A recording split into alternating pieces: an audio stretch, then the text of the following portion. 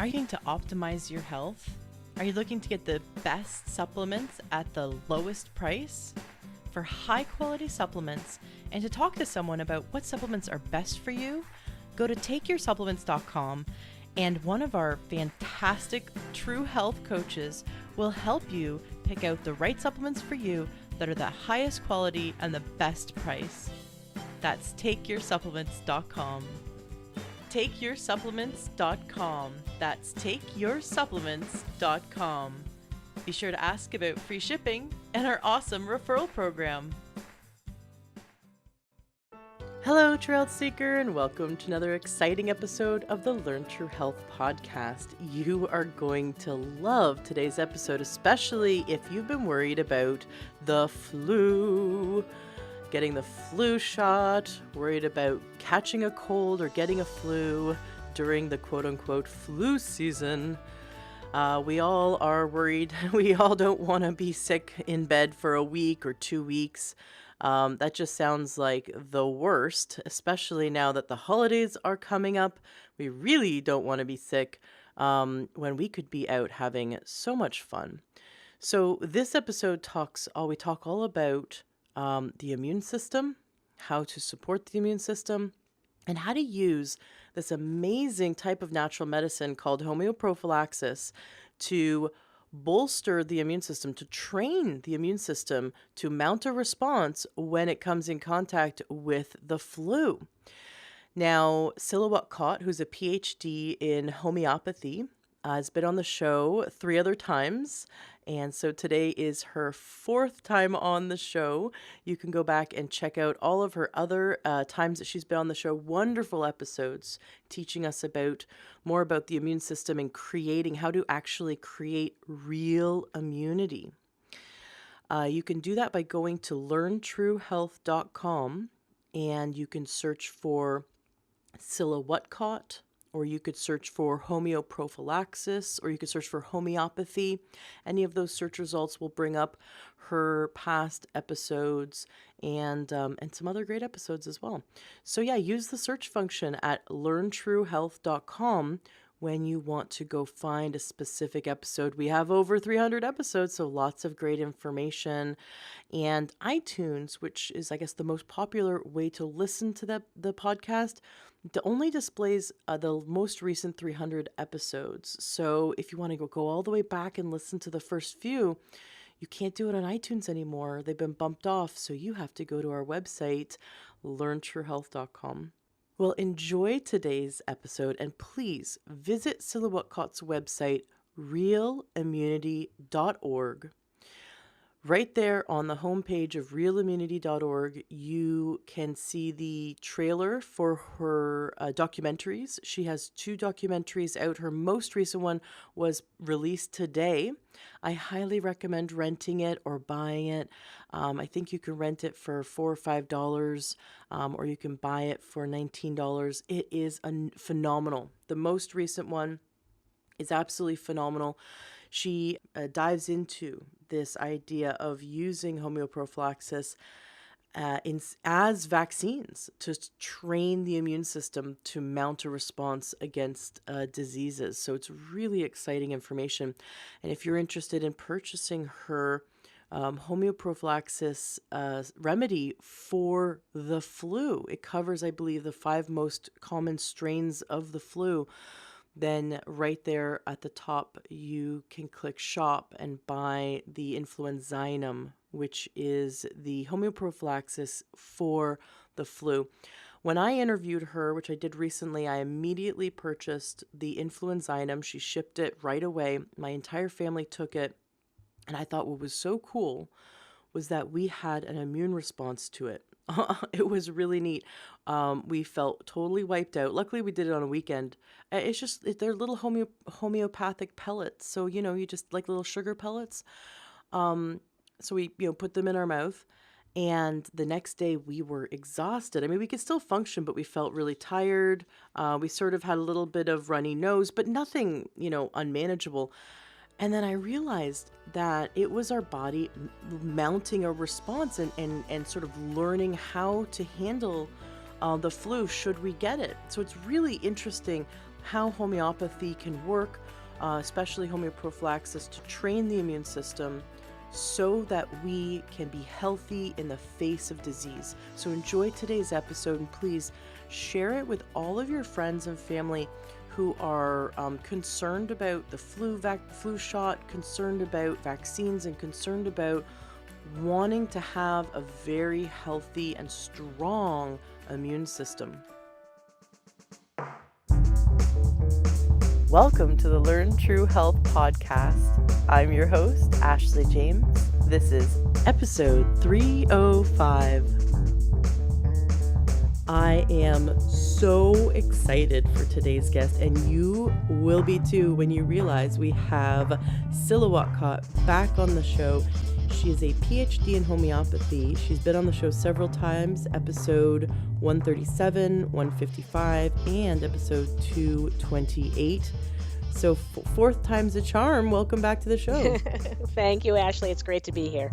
We're going to talk about something that everyone is interested in, and that is how to prevent the flu, what to do when you have the flu, especially the flu shot. Should we get the flu shot, Cilla? Should we all run out and get, we don't want to get the flu. Should we all get the flu shot? Well, if you like 10% effectiveness, if you're a gambler, I guess you should go ahead. But you need to be a gambler because it's not very good odds that it's going to help you.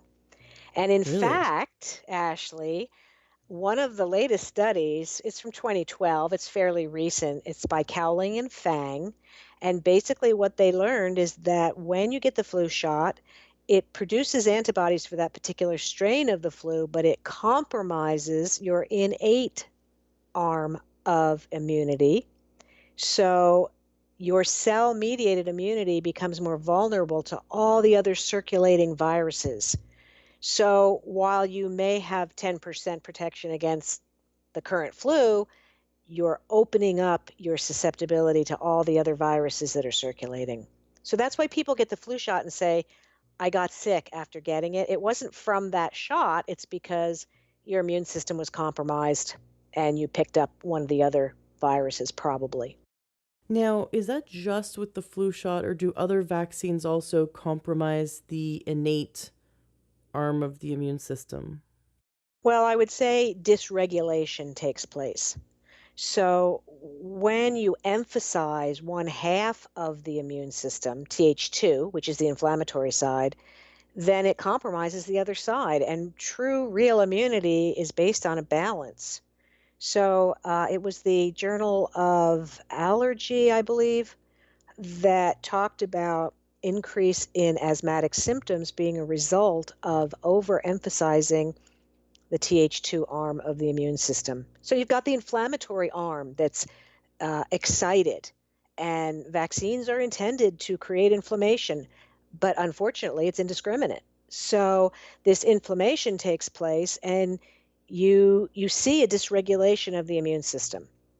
The immune system's designed to recognize a pathogen, raise an immune response, mount a response, possibly a fever, ultimately a discharge and an eruption, sweat or vomiting or mucus of, some sort of discharge, and then resolution. And as the system goes through those steps, true immunity is built. Real natural immunity is built. So children may go through that process 5-10 times a year, and it can be very rapid and very smooth without getting stuck anywhere. And they're building immunity to these different viruses. When you inject a child with 8 diseases at one time, as is done during the 2nd month, 4th month, 6th month for regular well child checks, you're confusing the system because nature doesn't deliver 8 diseases at once. So you deliver 8 diseases at once, you deliver them through a needle injected into the system instead of through mucous membrane as nature does, and you add in adjuvants to excite and inflame the immune system, preservatives, antibiotics, all of these other excipients, and you have a certain amount of confusion in the system. So with that, the system's going to try to discharge things. And what does it do? It raises an inflammatory response. And you've got an ear infection or a cough or diarrhea. And a new mother may run back to the pediatrician and say, my child's sick. There's no understanding of the relationship between giving these 8 diseases 2 weeks ago. So something is given to suppress the symptom, an antibiotic or something to suppress the system. And then you're just driving that system into this cyclic response of trying to get rid of the toxins and then being suppressed and trying again and being suppressed. It's almost like a car with the tires stuck in the snow, spinning, spinning, spinning. It cannot get traction in order to clear this toxin and get up and over the immune response. And it just sets up dysregulation, we call it. It's interesting. You've talked about this before. The body has a need to fully express a symptom in order to kind of overcome, in order to get it out. So you're saying Right, it's sort of like, imagine if we have diarrhea for a reason and then we took some kind of medication to stop diarrhea. Well, the body's trying to get something out. right, And so, and what you've said in past interviews is something very common in children, is that when we take a child and they have asthma and then we suppress the asthma, not that we should let a child run around with asthma, but you suppress that and then it shows up deeper in the body as a different problem later on, or they have a skin problem, and then you give them a right, corticosteroid cream and then it shows up as asthma. right. It goes deeper into the system because as human beings, we're expressive organisms. We stay healthy by expressing emotionally, physically, on every level. So when you stop that expression, you have problems. Now, coming back to the flu, Yep. we none of us want to run around getting injections from big pharma. We want to build natural immunity. We all love to be as healthy as you are, building up our immune system so that we don't catch every flu every time we come up against a virus. We want to be able to kind of walk through the winter, maybe having a sniffle, but that's it. We don't really want to be out for weeks on end in Right. agony from the flu. So what can we do to support our body's ability to be as healthy as it can be so that we don't end up having all these symptoms of the flu when we're exposed to viruses? Right. So one point is that all of these flu reports that we're hearing, 80,000 deaths or whatever it is we're hearing on media, it's very misleading because flu-like viruses are out there and they are not the flu. So it's possible to catch a flu-like virus and have a runny nose or, a cough or whatever the symptoms are without having actual bona fide influenza A or influenza B. So getting sick and getting well is part of being healthy. It's not never getting sick. It's very important to exercise our immune systems, but like you mentioned, we don't want to get taken out for 2 weeks and be flat on our back for 2 weeks. So the goal is to avoid that. So one thing, I've had Tatiana Obukanich, the PhD in immunology, speak at a number of my conferences. And Tatiana talks about the studies with vitamin A and vitamin D, two very critical vitamins for maintaining immunity. And she shows us studies and talks about these parallels in populations that don't have good stores of vitamin A, for instance, in Africa during famine. So, one thing, and if you can get it from your diet, I think that's optimal. That's ideal. Having a whole food organic diet, you're going to get vitamin A. It's in all the orange vegetables, sweet potatoes, yams, carrots, and vitamin D. So, those two nutrients alone can help your immune um, capabilities in the winter. The other thing is there are over-the-counter products, homeopathic products. One is called oscillococcinum, and it's not so much a preventative. Oscillococcinum works better once you start contracting the flu. You contract the flu and have the symptoms. So I would say that's something you can use that's available in the stores. Also, there are a number of different homeopathic remedies that you can use. And choosing a homeopathic remedy is based more on specific symptoms. The oscillococcinum is a little more broad. You can take it with any symptoms. But let's say you have the kind of a gut virus where you have vomiting and diarrhea. The remedy arsenicum is ideal for that. And arsenicum is made from arsenic, because if you took material arsenic, you would be vomiting and have diarrhea and all the other symptoms, chilliness and anxiety. But it's important to remember that none of our homeopathic remedies have any molecules of material substance in them. They're completely energetic. They're a frequency. They cannot do any harm. Mm-hmm. And it's critical to understand that. I've had parents call me up and say, my child got into the vial and ate the whole vial of XYZ, whatever remedy. Do I need to run to the ER? The answer is no. They're completely safe. So that's one thought to begin with. That the arsenicum is great for a gut virus. You can take aconite. Aconite is very good if, let's say, you're exposed, the temperature drops, you're outside shoveling snow, you're exposed to a cold wind, and you get a chill and you start to get symptoms that night. Aconite is great for those suddenly occurring symptom pictures, especially preceded by a drop in temperature or being in a cold wind. This is how specific homeopathic remedies are. They have a set of characteristics that we prescribe upon.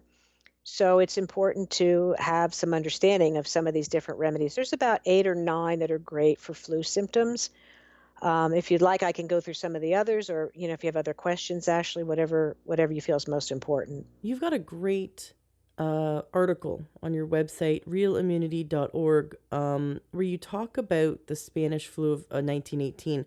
For those listeners who don't know, I mean, the absolute historic, something amazing and historic happened in terms of homeopathy versus all other forms of medicine at the time. Can you illustrate and tell that story for those who Sure. haven't heard it? Because I just absolutely love this story.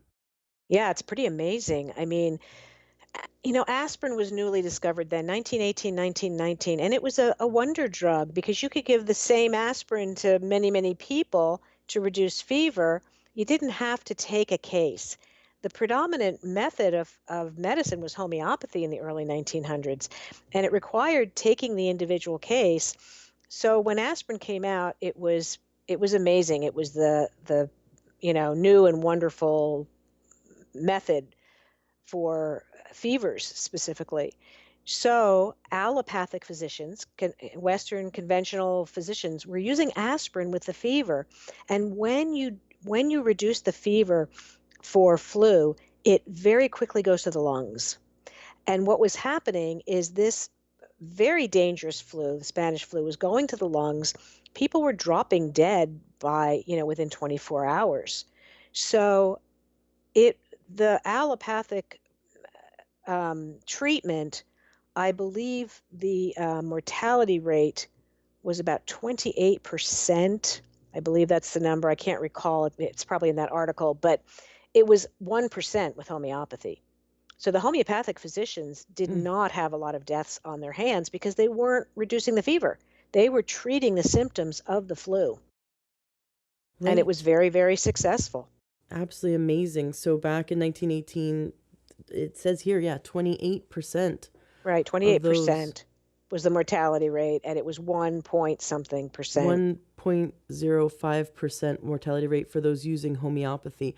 And if that isn't an amazing raving review for how positive homeopathy is when using it for, infectious disease, I don't know what is. I mean, that is absolutely right there. It's the proof that we can use it to help mitigate symptoms or help the body come back into balance, but also it is not harmful. Right.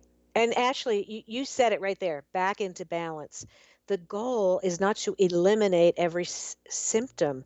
The goal is to support the body so it balances itself, because that's how we're designed, to find that balance. And it will, as long as you don't try to start suppressing every symptom. That's when you get into trouble. Mm-hmm.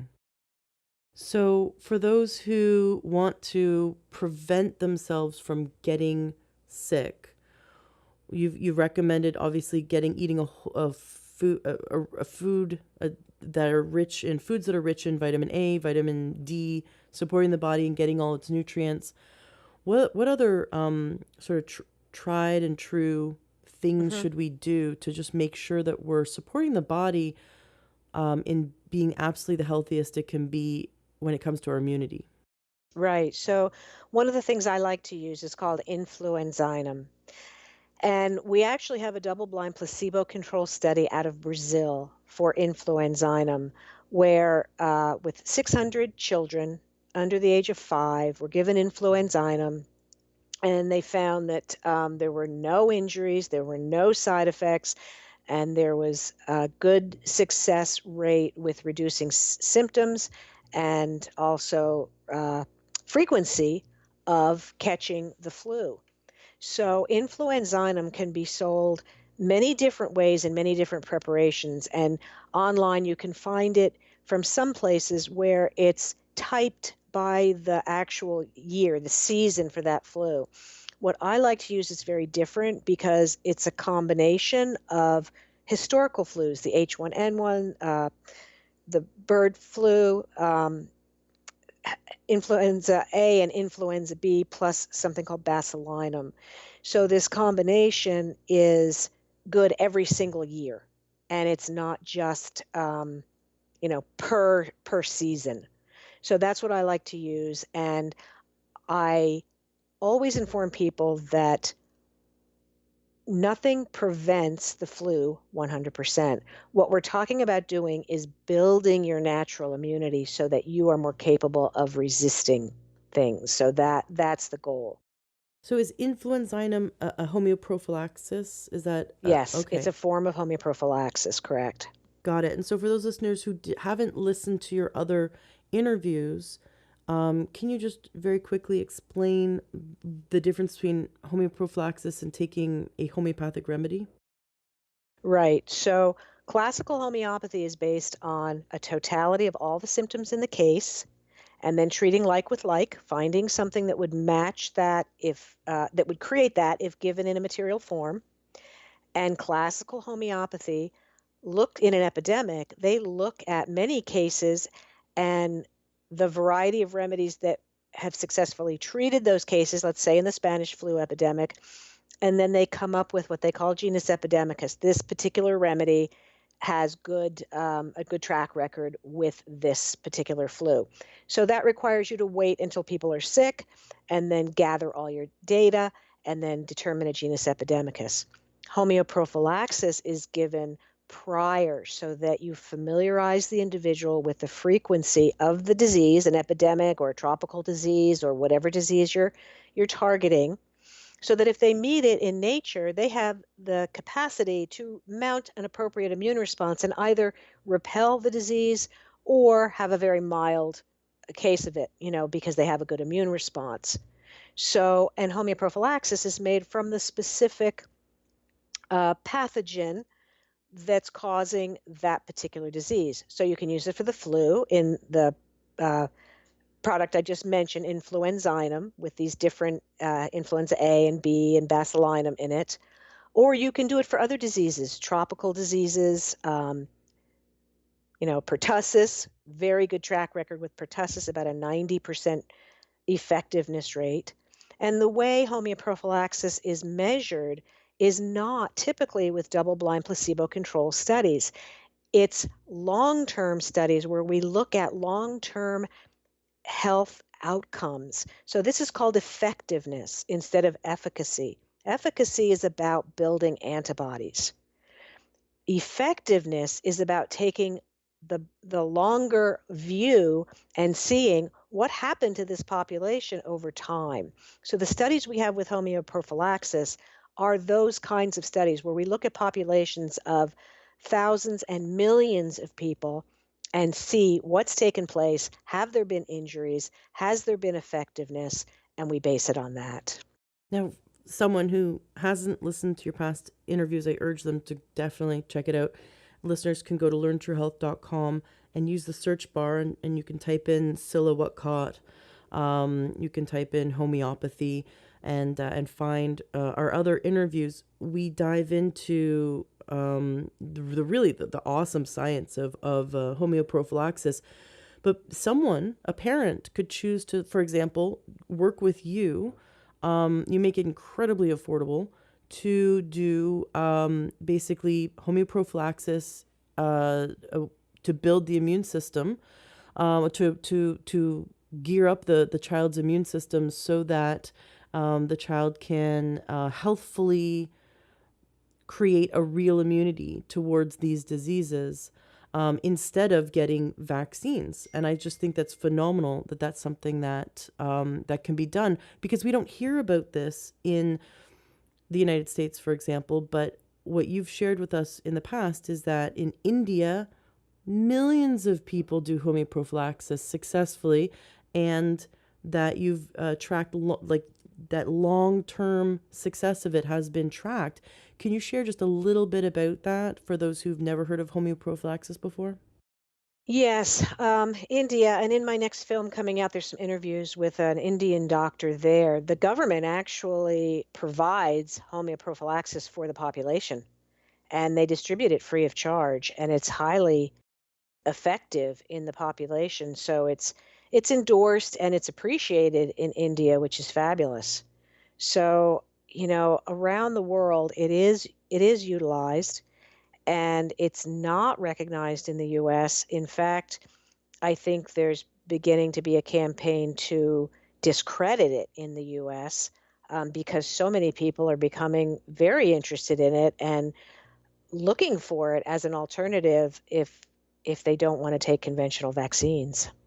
So we all think that polio was wiped out because wasn't the entire world vaccinated from polio? I mean, are you saying that there's millions and millions of people in India who've never had an injection to wipe out polio? They're only using little sugar pills called homeoprophylaxis, and that has been effective? Actually, Ashley, they have a very robust campaign for vaccination for polio in India. Really? But if you want to understand the historical significance of the polio vaccine campaign, I highly recommend a book by Suzanne Humphreys called Dissolving Illusions. It's a wonderful book, well researched. Dr. Humphreys is a nephrologist, a kidney specialist, and she recognized that quite a bit of the question hinges on the polio epidemic. So she needed to get factual information and understand what took place with the polio epidemic. So I highly recommend that book. She does a much better job than I could ever do describing it. So I would send you to read her book, Dissolving Illusions. Got it. We'll make sure to link to that. It's in the show notes. Now, you mentioned your upcoming movie. I'm really excited about it. Last year, you had launched your first one because you have a three-part movie series, Real Immunity Correct. series. The first part was the quest for real immunity, and that was just sort of opening up the conversation, opening people's minds to what's possible. And now the rubber's hitting the road. Now in this next movie, you are teaching all about homeoprophylaxis, right? And this is called The Passage to Real Immunity.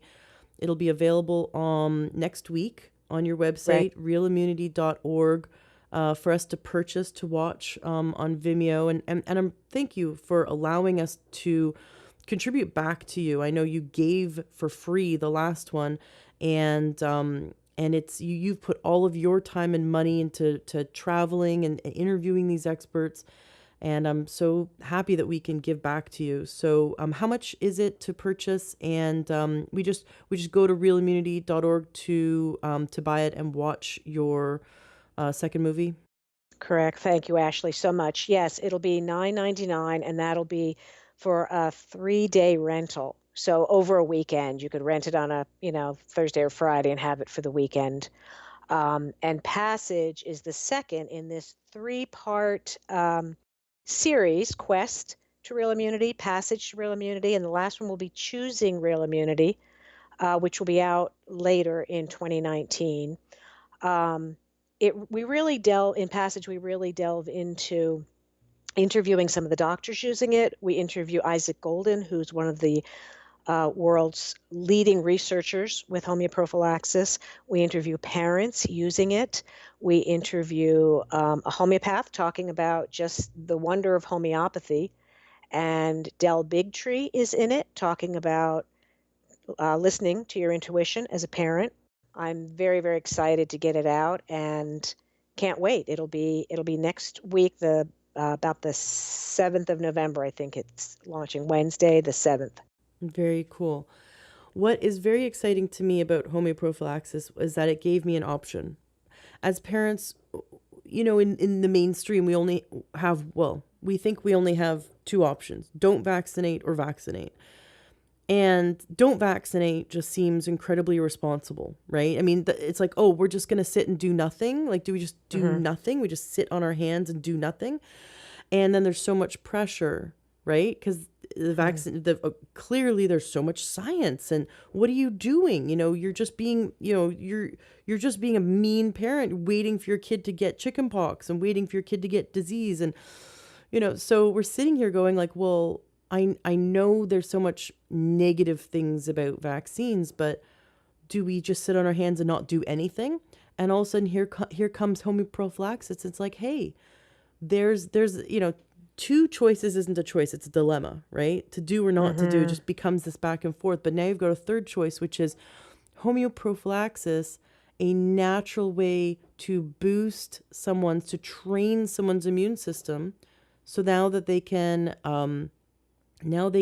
when they do get exposed to the illness, the body knows what to do and the body can manage it. So let's say someone's gone through homeoprophylaxis and they get exposed to chickenpox. What happens? Do they get full blown chickenpox? Do they not feel it at all? What happens to the average child that has gone through homeoprophylaxis treatment for a disease? Yeah. So let me back up first and say that we know that no method is 100% effective.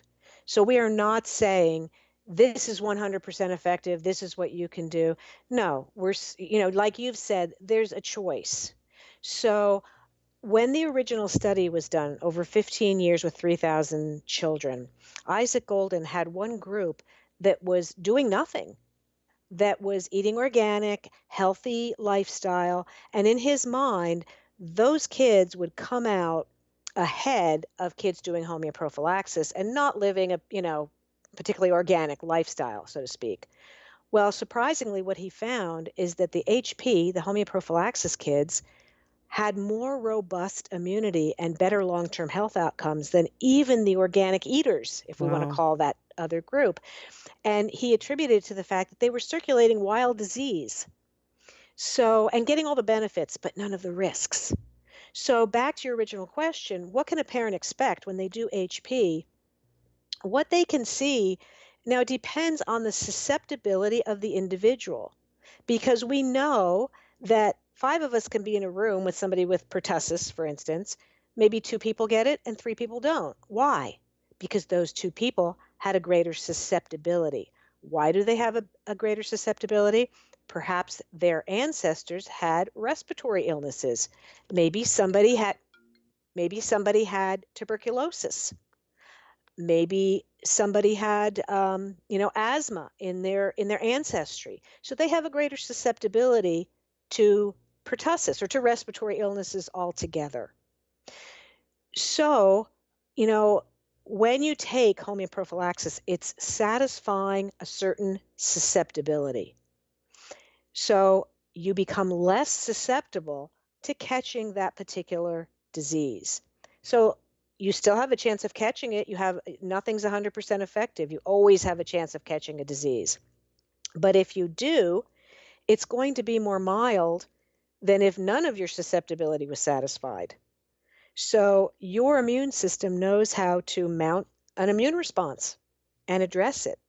And I've had children. I have over 600 children in an HP program for childhood diseases, and then hundreds more that have done travel prophylaxis for tropical diseases. And I think 3 children within those 600 plus have contracted pertussis. So they caught it. They had a high susceptibility and they caught it, but they did not have a case that dragged on for weeks and weeks and weeks. Within a week, we were able to get a handle of it and reduce symptoms so they were more or less fine after that period of time. Hmm. So that's what you can expect to see, basically reduction in your susceptibility, and if you do catch it, a more mild case, or you're going to repel the disease altogether because you're not susceptible to it. Interesting. And it's worth pointing out that even if we had a vaccinated child, doesn't mean that they would also be completely immune No, to not at it. all. Um, Not at all. Outbreaks that have occurred. I think they had a big measles outbreak. I think it was measles at Disney down in California in Anaheim. Most of the children were vaccinated. Just because you're vaccinated doesn't mean you have immunity. I think we think it's the silver bullet. Right, It doesn't right. create, we need to look at it holistically. We need to look at the immune system as something that we support, not something that we trick, like Yes. by giving it an injection. But Yeah. like, since when are we smarter than God and than nature, right? I Right, mean, since right. since when is a science smarter than this amazing immune system that we still don't fully comprehend? I mean, you talk to immunologists and they'll still say there are things about the immune system that we can't. They're so complex and so miraculous. We cannot comprehend Absolutely. how our bodies are able to do what Yeah, they do. Now, you mentioned the benefits of disease. Can you go talk about that? Because we yeah. really have this black and white vision, like chickenpox, for example, bad, bad, it's all bad. But even chickenpox and even measles, back when we used to have measles parties and chickenpox parties when kids were encouraged to get it, while they're young, so they can just get it over with, get an immunity. Right, Now parents vaccinate for this, so the kid right, never actually does develop an right. immunity. We never knew that there was actual benefits to being exposed to an illness and developing immunity. So can you explain that? Sure, I'm going to lead you to another book, and this one is by Neil Miller, Neil Z. Miller, and it's Critical Vaccine Studies. And I believe it came out in 2015, 16, fairly recent. And Neil uh, shows us studies that point to the fact that these benign childhood diseases, chickenpox, measles, mumps, they're they play a role in our long-term immunity. They help prevent chronic disease. So Mother Nature knew exactly what she was doing when she put these childhood diseases in the window of childhood so that you catch them and it gives you lifelong immunity to not only that disease, but chronic, more serious diseases, tumors, cancers. This is the miraculous ability of Mother Nature when not manipulated. So definitely, when I was a kid, I had all these diseases. And then those people who've had the diseases give the gift of immunity to their newborns. Mm-hmm. So when a woman has measles, the first 3 months that she's nursing a newborn, she's imparting immunity, her antibodies, so that the child's protected. That's been robbed from us. These newborns are not protected now. So there are many benefits from natural disease. Natural disease is what governs herd immunity, not vaccines. It's when natural disease comes through that we develop herd immunity because that gives us lifelong immunity, not temporary immunity. And we know that vaccine or the antibodies produced by vaccines do not last a lifetime. That's why they keep adding boosters to the schedule. Mm. So, yeah, and some people are high responders. They make antibodies. Others are low responders or even non-responders. I've worked with people who are in the medical field and they're made to get Hep B vaccines every year because they're non-responders. They don't have antibodies. So they want them to get another one and another one. And this tells us that antibodies are not the gold standard of immunity because they're people who are low responders, but they're not sick all the time. They don't catch everything. And we've seen some studies with homeoprophylaxis, Ashley, where rats were injected with a disease, leptospirosis, and after given HP, 80% of them lived and they had no antibodies. So there's more than meets the eye operating in the immune system, and it's pure hubris to think that we can Right. control it, manipulate it, and make decisions better than Mother Nature. Could we back up and talk about the rats again? You want to talk about the rats? Yeah, Yeah. that was like, what? Okay, go back and Yeah. like give me more details about the Yeah. rats. That was crazy. So Gustavo Bracho, who was an immunologist from the Finlay Institute in Cuba, Havana, Cuba, where they research and develop vaccines. And they used homeoprophylaxis because they used it for cholera and dengue and leptospirosis. And leptospirosis is one of their biggest studies, 2.3 million people, and reduced the incidence significantly. So he did a study with the rats and he injected the rats. He gave them HP, homeoprophylaxis, for lepto and injected them with leptospirosis. And 80% of the rats did not contract it and didn't die. So there was an 80% effectiveness rate, not efficacy. Efficacy is about antibodies. 80% effectiveness. He tested the rats, they had no antibodies. What was the did he do a control group? Like a group that he didn't give homeoprophylaxis to? They all died. Of course, leptospirosis is highly Wow. the mortality rate's high with lepto. And they typically vaccinate their entire population annually because lepto is in tropical climes. It's spread during flooding conditions. Rodents spread it. They urinate in the fields, and then people walk in the fields. It comes into a cut, goes to the liver, goes to the kidneys. There's up to a 40% mortality rate. So they Wow. vaccinate their people. But during one study, they had multiple hurricanes come through in 2007, and they couldn't produce it, distribute it, and in time for people.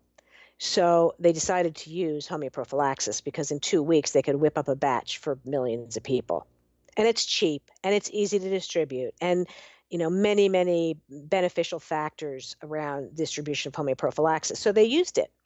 And what they saw was a drop in the incidence that year, but the next year, an even bigger drop when it went up in the rest of the country. And the third year, it went down to zero. So they really controlled lepto with homeoprophylaxis. And in the film, Passage to Real Immunity, we do have Andy Wakefield commenting on it because Andy said, when you've got public health officials who are going to be skeptical when they're embracing it, then clearly there's something there. And we don't understand the mechanism, but that doesn't mean it doesn't work. Right. Just because we don't understand it doesn't mean it isn't completely effective. We have to look at the results. Right. That is so exciting. So someone who's like, I don't want a flu shot, but I want something even better than the flu shot. You're saying that they can take the Influenzinum. Yep. influenzinum, sorry, Yep. influenzinum, which is a homeoprophylaxis. So how would someone take it? What does it look like to take? Yeah, they're sugar pellets. So it's again this frequency. The liquid has been diluted till there's no molecules of the original substance. Then that liquid's anointed onto sugar pellets. So you're taking a sugar pellet, and you put the sugar pellets in your mouth, and they can take it. It's energy, so it's variable. I tend to take it if I'm going to fly. I take a dose. If I have somebody coughing and sneezing in my office, I come home and take a dose. You can take it 1 to 4 times a month during flu season. Or alternately, you can get a dropper bottle. You can put a dose in the dropper bottle, fill it with water, put a few drops of brandy or vodka as a preservative so nothing grows in there, put it in your fridge, and then every time you want a dose, shake up that bottle, squirt 2 dropperfuls in your mouth, and there's your dose. So with a couple of pellets, you could dose the whole family the entire flu season. So economical is an understatement. Yeah, and it's easy, and there are no side effects. You can't contract the flu, you can't spread the flu. There are no side effects. The biggest risk is you could still get sick because nothing's 100% effective. So okay, let's say we're doing everything you say. We're eating healthy. We're taking the influenzinum, and we happen to get some flu-like symptoms. You've already mentioned a few remedies that we could take. So for a gut bug, the Arsenicum. arsenicum. Hmm. If we suddenly feel like the flu just hits us, like it just comes out of nowhere, we can take aconite. Hmm. What about if we have a really like postnasal drip, stuffy nose kind of symptom? So the mucus producing viruses can be addressed well with kali salts. They're potassium salts. So I actually have a little class on my family homeopathy care site, and the class is about the kali salts, and it's about differentiating the different kali salts. So for sinus infections or for chest infections, different coughs, the kali salts are really, really great. So there's kali carb, there's kali bichromicum, there's kali sulf, there's a number of different potassium salts. And I would recommend those for things that are mucus producing. Very cool. Okay. Let's talk. We're gonna get back to more fun remedies, but first, because you brought that up, you have lessons that people can take online. Can you talk a bit about that? Yeah, on familyhomeopathycare.com, there are courses and offerings, and I actually have a free knowledge vault. So you can sign up and get into the knowledge vault. There's over 100 documents in there, and it's divided into chapters. So there's things on homeoprophylaxis, there's things on vaccines, there's things on natural remedies that are just outside of homeopathy, all different chapters. And you can go in there and download any of those and have those articles. So that's just a free offering that I love to give to people. And then there's some classes available. And my most recent one, I think, is 9 remedies for the flu. And it's a replication of that article that you mentioned. So that's in there. But there's also one about the kali salts. Very cool. So familyhomeopathycare.com .com. and a free sign up to your portal Knowledge Vault. to the Yep, Knowledge that's a Vault. Knowledge Vault. And so they go to the Knowledge Vault and then they can just absorb all this amazing information. Right. And if they want to purchase a class, they're I think $12.99 for the classes, and then you can go in and out. You own it. So then you go through your account and you can see it. And it's a PowerPoint with me giving the explanation of the PowerPoint. Very cool. Excellent. Okay, let's go through some more. So, what are some more common remedies for influenza or for flu-like symptoms? Hmm. Gelsemium is great for the kind that there's incredible weakness and fatigue, and you can't Mm. even lift your head up, and your eyes are half closed. You might have a headache. Gelsemium, great for that. And let me just mention how to dose these remedies. So, homeopathy is dosed while you have the symptoms. So, you give 3 doses, about a half hour apart, an hour apart. And if there's improvement, then you wait and watch because your body will keep moving in the direction of cure. Um, if there's no change whatsoever, maybe you're on the wrong remedy and you need to reassess the case. If you fall asleep, that's a great sign because the body heals when it's sleeping. So if you were to take a remedy and then fall asleep, that would tell me it's working, and watch and see what's going to happen. But you don't need to take a remedy again and again and again and again. You stop when the symptoms are 70 to 80% better. Or you might need to change, if the symptoms change, you might need to change remedies. So that's just some guidelines for dosing. You don't want to touch the pellets with your fingers. You want to tap them into the cap, throw them into your mouth. Um, you want to keep them away from high heat or the microwave or strong smelling things like essential oils because those can antidote the remedies, stop the action of the remedy. So you want to keep them in a neutral place and then just put them in your mouth as soon as they touch mucous membrane. They're working. You can chew them, you can swallow them, you can let them melt, doesn't really matter. You know, for those who haven't listened to any of the episodes we've done on homeopathy, I share a story about my pregnancy. I didn't know I was pregnant when I mean, it's funny. My godmother said, "Well, didn't you notice you skipped a period?" I'm like, I was so busy. We were in the middle of packing and moving. I mean, we had just, got our house and was moving from our apartment. I mean, it was like life was crazy, and we were running a business. So of course I just didn't notice. And we had just started trying, like, because my husband and I tried for 6 years naturally to conceive. I was told I'd never have kids from an endocrinologist when I was 19. I had no cycle. I had polycystic ovarian syndrome, and we worked with a naturopath the last, 7 years. And just doing everything to heal our bodies. So when I got my cycle, regular, I was like, oh my gosh, like, let's do it. Let's go for it. And so, we were trying, but we had been trying for 6 years before. And so I didn't think that on our first attempt, it would have worked, but it was like boom, boom, boom. And so I was having headaches, hot flashes. I thought I had a fever, right? I thought I had a cold, like a full-on cold. So luckily I didn't take any like over-the-counter medication. Cause I'm like, I love this stuff. And so I was like, oh man, just drink water and rest, but I had to pack. I thought maybe I was having like an emotional reaction, because every time I go to like bend down and pack, I'd get nauseous. I was having full-blown morning sickness, like every possible symptom you could think about, but I was having it 24 hours a day. It was really bad. It was so severe. And my husband and I were driving down to Portland to pick up our business partner, who was a naturopath at the time. And we were about to he was going to give a health lecture in Portland. And halfway down, I said, pull over, because my headache, it was the worst splitting headache I've ever had. I said, listen, I'm going to get some Advil, but before I do, I really need to take a pregnancy test, because I'm not, I have to rule this out, because I'm driving down to Portland. I was thinking, I'm having all these crazy symptoms, but I've been having them for 2 weeks and they're getting worse and worse. This can't be a flu. It's just, so anyways, that's when we found out we were pregnant. So of course I didn't take the Advil. We get to Portland, and our business partner, who was a classically trained homeopath, goes, oh, you need blah, blah, blah, blah. Right. And he goes, it's your constitutional. I'm like, okay, sure.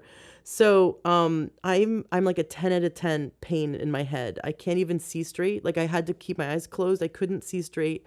I was incredibly thirsty. My head was about to explode. I was hot. I was so hot. I just felt like every square inch of my body was crawling. I was so uncomfortable. I take this remedy, and the smells, every smell. I could smell a coffee from down the street. Someone walks out of Starbucks, I could like tell you it was like a vanilla latte. Like I was like a werewolf. I had heightened senses. And I take this homeopathy, and I did not believe it would work. And within 3 minutes, it had to be less than 3 minutes, my symptoms had cut down by 90%.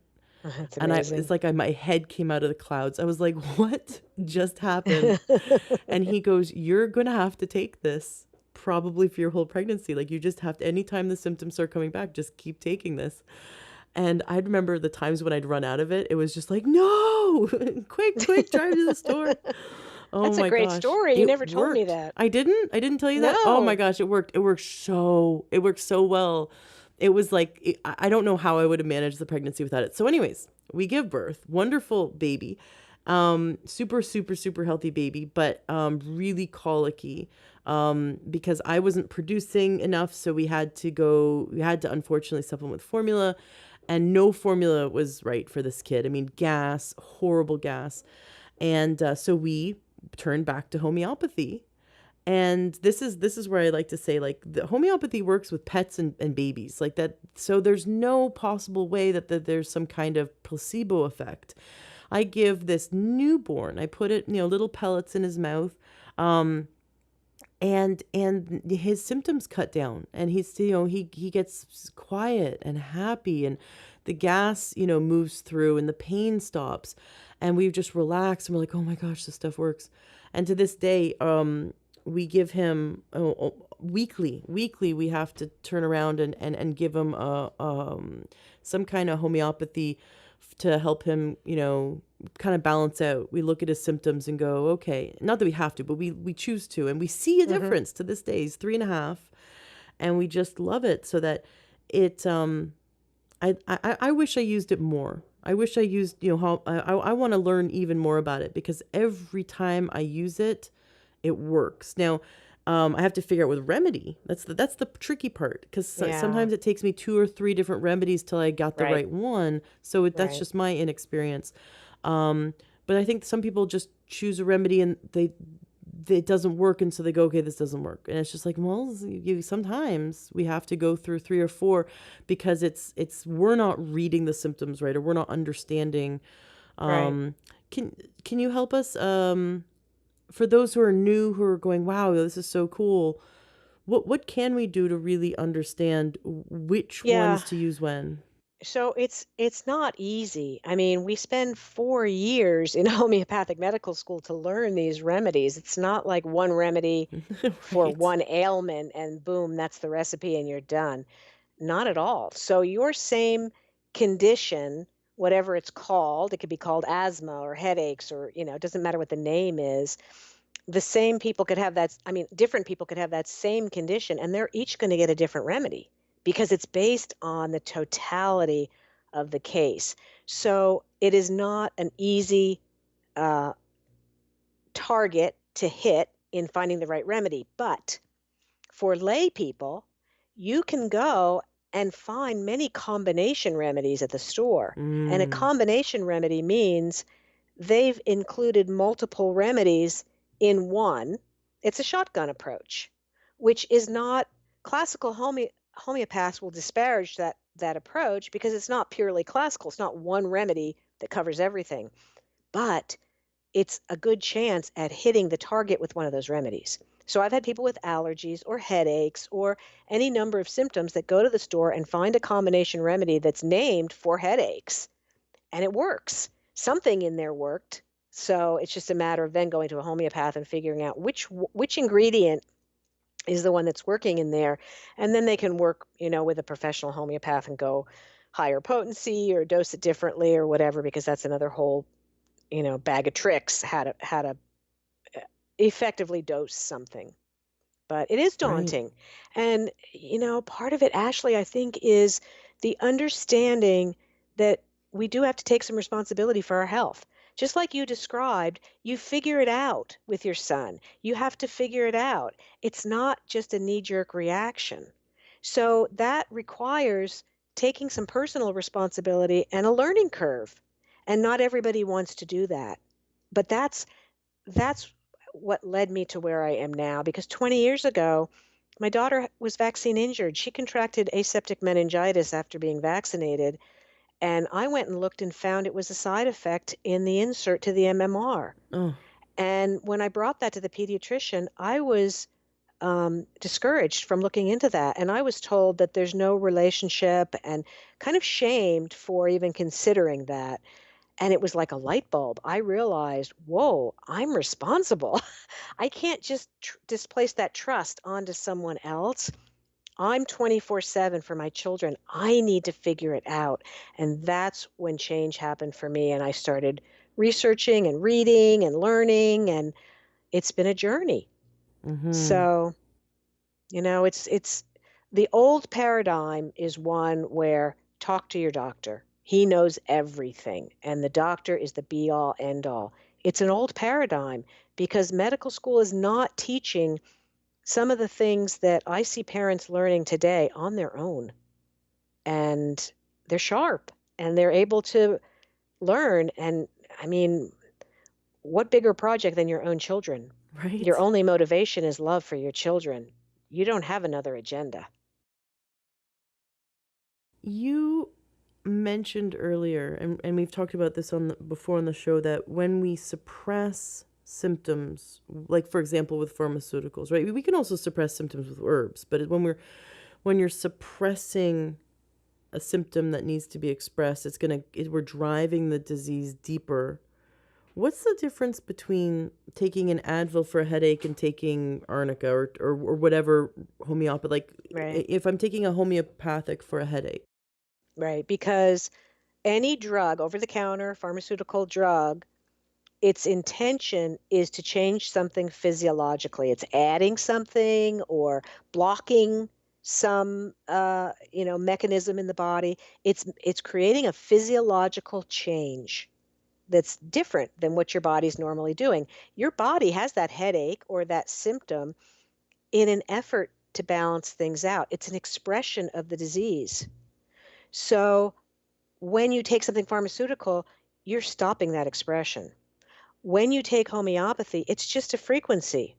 A frequency is music, a frequency is prayer, a frequency is radio signals. You are not physically manipulating the physiology of the body. You're simply providing a frequency to encourage the body to do what it knows how to do. So the body's doing everything. You're just giving that frequency, and then the body can take it the rest of the way. Beautiful. And speaking of headaches, what if someone has a headache, maybe possibly from the flu, or maybe they just, they're having a headache, and it could be, there's so many different causes of headaches, but instead of going to the Advil, what are things that we can do with homeopathy? Well, headaches are deeply constitutional. They're not just an acute condition. An acute condition happens one time, it has a beginning, a middle of it, and an end. Headaches are something that tend to be chronic. Mm-hmm. So you're looking at the need for a deeper analysis, really looking at the entire case. So that being said, a remedy that can be tried, unless you want to look for a combo remedy at the store and see if something in there helps. But belladonna is something that can sometimes alleviate some of that, migraines. I've seen it work for migraines. So that's a Very cool. homeopathic remedy that could be used. But I would be very reluctant to recommend a remedy to someone unless I had taken their case, because it could be one of 100 remedies for chronic headaches. Right. Now we've been talking about the flu, but what about the cold? What about something that could end up being a bacterial infection?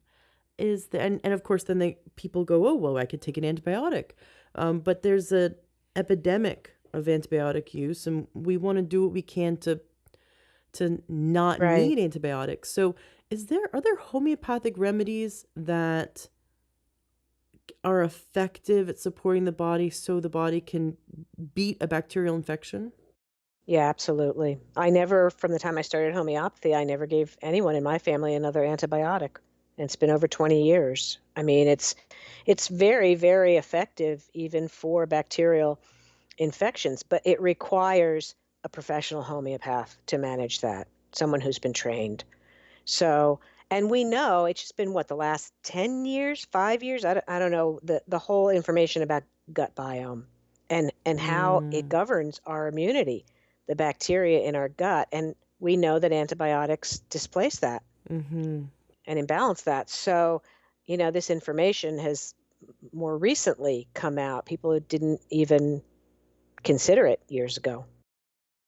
Right. So what you're saying is that if someone would like to support themselves through a bacterial infection, they should really seek out a classically trained homeopath or naturopathic physician who has Yeah, homeopathic experience, definitely. because that's something that it's absolutely possible to do, but it really requires that it doesn't require Dr. Google. It's beyond Dr. Google is what you're saying. Right. Absolutely. Now, Yeah. people can work with you though, isn't that? Could they hire you and work with you on that level? I do work with people. My time is becoming more and more narrow as I work with the films and some other things, but I do offer individual homeopathic care for children and adults, and that's available through familyhomeopathycare.com. Excellent. I've worked with you and I've just loved it. I highly recommend working with Cilla. If anyone can, do it. Definitely do it.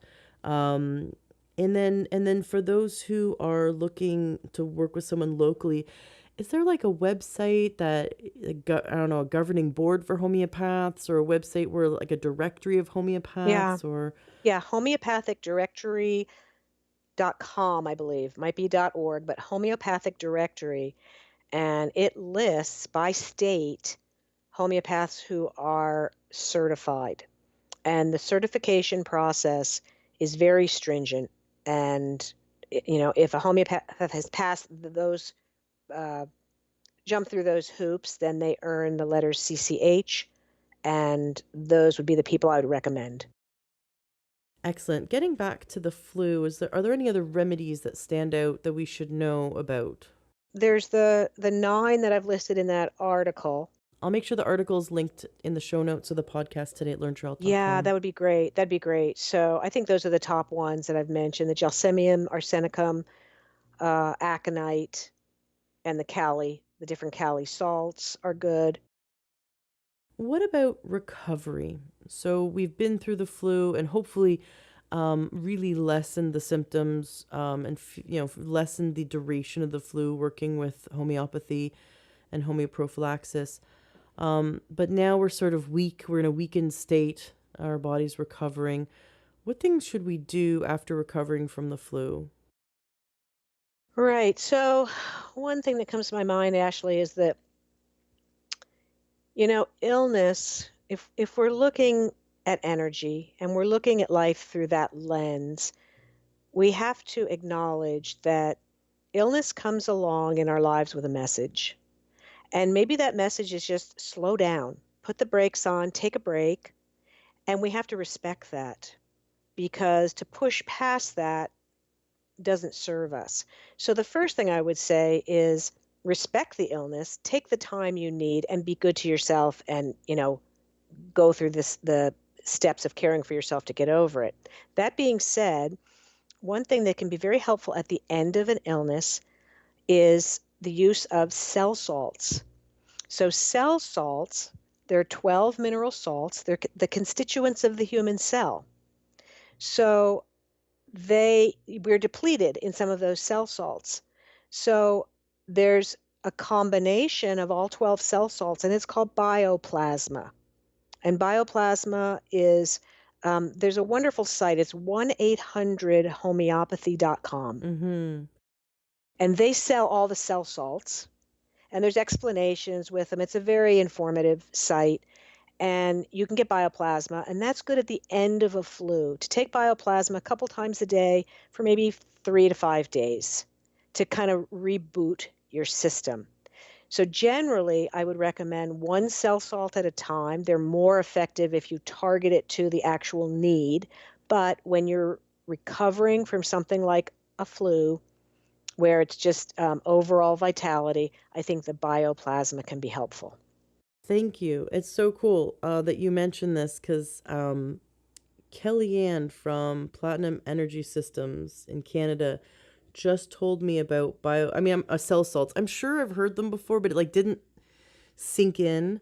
And then she's like, Mm-hmm. "Oh, you really need cell salts." And I'm like, I've never heard of this before." And Yeah, now you're they're saying it. great. You know That's what, so Ashley? cool. Some families, I have patients that they get their kids through illnesses completely with cell salts.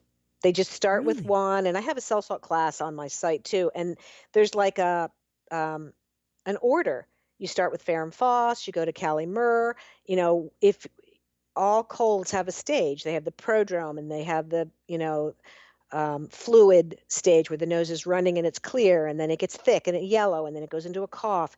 And there's cell salts to match each of those stages, and you can just move your children through the stages, especially if they're healthy kids, they're eating organic, they're unvaccinated, they're clean, their systems are clean. You can move them right through an illness with cell salts really nicely. And that's 12 cell salts. So it's easier to learn 12 cell salts than it is to learn 4,000 homeopathic remedies. Now, Right? are cell So, salts homeopathic?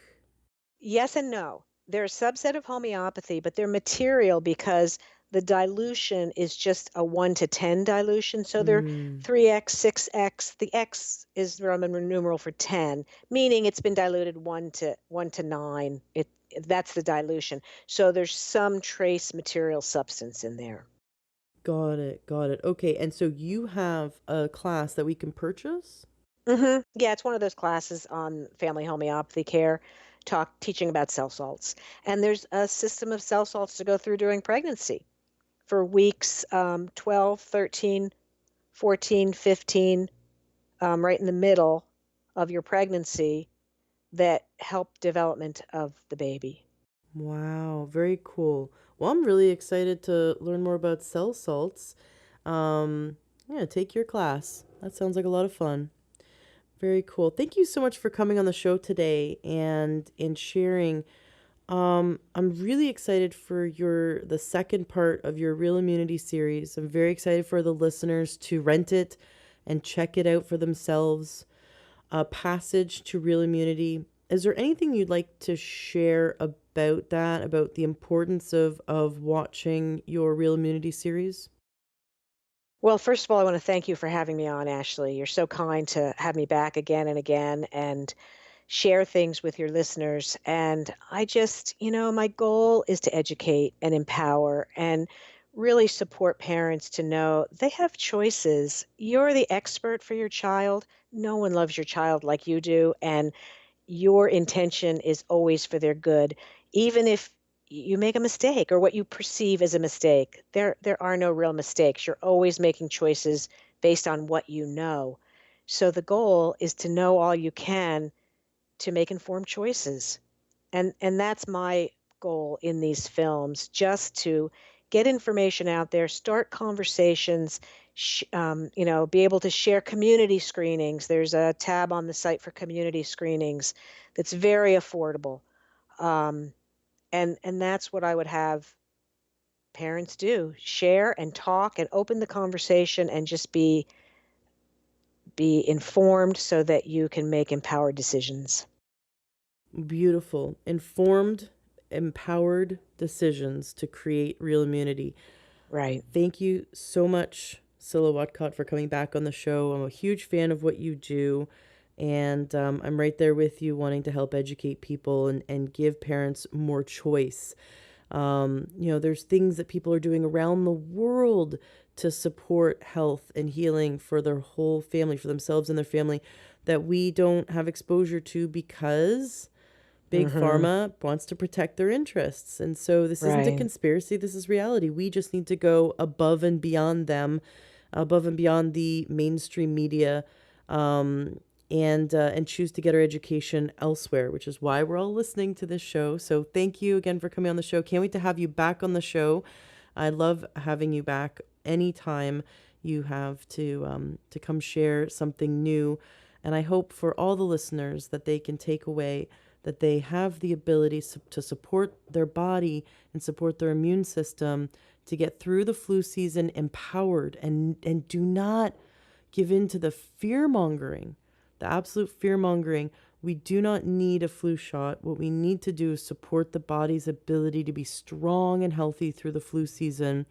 And if you do happen to catch the flu, to use these tools to mitigate and lessen symptoms and just bring your body back into balance healthfully, naturally, and then to recover and refocus our energies on building the body up instead of tearing it down with drugs. So thank you so much, and good luck for your launch, the quest for real immunity. I'm rooting for you. I'm going to be promoting it.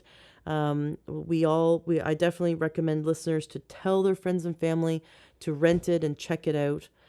And I hope to hear that you get lots and lots of downloads, because this is how we're going to take this information and spread it like a tidal wave around the world to help as many people as possible to learn true health. Thank you Thank so you, much. Ashley. Yeah, thank you so much. Thank you. Are you looking to optimize your health? Are you looking to get the best supplements at the lowest price?